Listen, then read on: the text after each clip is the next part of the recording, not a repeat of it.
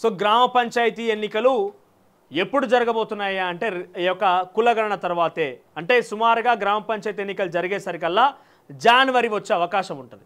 So ఇక్కడ వీళ్ళేమంటారు 90% గ్రామ పంచాయతీలను చేజిక్కించుకోవాలంటున్నారు. ఇక్కడ మీరు గమనించండి, నేను గతంలో చెప్పిన మళ్ళీ ఒకసారి మీ దృష్టి తీసుకొస్తే ఇక్కడ ఏంటంటే బీసీ రిజర్వేషన్లు ఇవ్వాలంటే వారి జనాభా లెక్కించాలి, బీసీ రిజర్వేషన్లు ఇవ్వాలంటే వారి జనాభా లెక్కించాలని చెప్పి కొంతమంది పెద్దలు మాట్లాడుతున్నట్టు తెలుస్తోంది. సో మీకు మళ్ళొకసారి చెప్తా, ఓసీ సంబంధించిన శాతం 6%గా ఉన్నది వాళ్ళ జనాభా.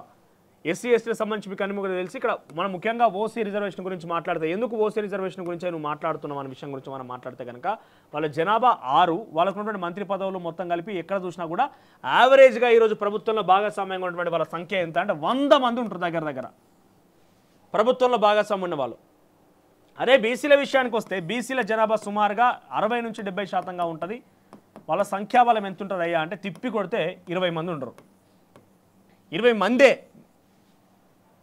మంది కూడా ఉండరు. సో వీళ్ళు ఏం చేస్తున్నారు మళ్ళా అంటే కులగణన అనట్లేదు, బీసీ కులగణన అంటున్నారు.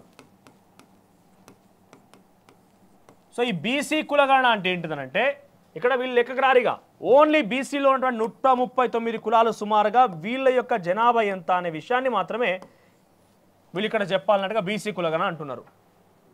బీసీ కులగణన కాదు, ప్రజలు ఏం డిమాండ్ చేస్తున్నారు, బీసీ పక్షాలు ఏం డిమాండ్ చేస్తున్నాయంటే కులగణన మాత్రం డిమాండ్ చేస్తున్నాయి. అంటే రాష్ట్ర వ్యాప్తంగా ఉన్నటువంటి కులాల యొక్క గణనని లెక్కింపుని డిమాండ్ చేస్తున్నారు. అప్పుడు ఏమవుతుంది, ఓసీల సంఖ్య లెక్క పెడతారు, ఎస్సీల సంఖ్య లెక్క పెడతారు, ఎస్టీల సంఖ్య లెక్క పెడతారు, బీసీల సంఖ్య లెక్క పెడతారు, మైనార్టీల సంఖ్య లెక్క పెడతారు.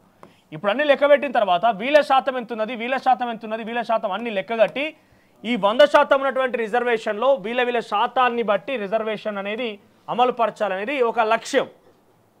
కానీ కొన్ని ఆధిపత్య కులాలు ఏమున్నది, దీంట్లో మెజారిటీగా ఉన్నటువంటి కొంతమంది ఈరోజు ప్రభుత్వంలో ఉన్న వ్యక్తులు ఏం చేస్తున్నారంటే ఆధిపత్య కులాలకు సంబంధించిన అంశాన్ని వాళ్ళందరూ ఏం చేస్తున్నారంటే, మీరు లైన్లో ఉన్న ఒక నిమిషం తీసుకుంటాను నేను. సో వీళ్ళు ఏం చేస్తున్నారంటే కులగణన కాదని బీసీ కులగణన చేపట్టి వాళ్ళ శాతం, ఇక్కడ బీసీల యొక్క సంఖ్యాబలం లెక్కబెట్టి వీళ్ళ సంఖ్యాబలానికి అనుగుణంగా వాళ్ళకి రిజర్వేషన్లు ఇవ్వండి అని చెప్పి రాష్ట్ర ప్రభుత్వాలు ప్రయత్నం చేసినట్టు కనబడుతుంది. మాకు కావాల్సింది బీసీ లెక్కెంత కాదు, మొత్తం మీద మా లెక్కెంత, ఈ మొత్తం మీద మా లెక్కెంత అనేది మాకు తెలుసు, 60%గా ఉన్నా మాకు ఇవ్వండి అని చెప్పి అడుగుతున్నాం. లేదు మీ శాతం ఇంతే అని చెప్పి నిర్వర్తించండి మీరు. సో ఈ మొత్తం ప్రాసెస్ అయిపోయేసరికి జనవరి వచ్చే అవకాశం ఉన్నది. ఈ ఎన్నికలు అనేది సుమారుగా జనవరి సంక్రాంతి వరకల్లా కొంత గ్రామ పంచాయతీ ఎన్నికలు జోరందుకునే అవకాశం ఉన్నది. గ్రామ పంచాయతీ ఎన్నికలు వచ్చేసరికి జనవరి వచ్చే అవకాశం ఉన్నది. సో దీంట్లో సుమారుగా వాళ్ళు చెప్పిన ప్రకారంగా 42% రిజర్వేషన్ అమలు చేస్తారా చేయరా చూడాలిగా. సో కొంత మార్పులు చేర్పులు జరిగే అవకాశం అవుతుంది రిజర్వేషన్ల పరంగా.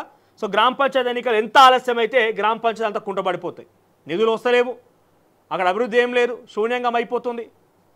సో అంతా అస్తవ్యస్తంగా మారిపోయిన పరిస్థితి అంతా కూడా. అసలైన తొలి వెలుగు. ఫాలో వాట్సాప్ @తొలి వెలుగు official.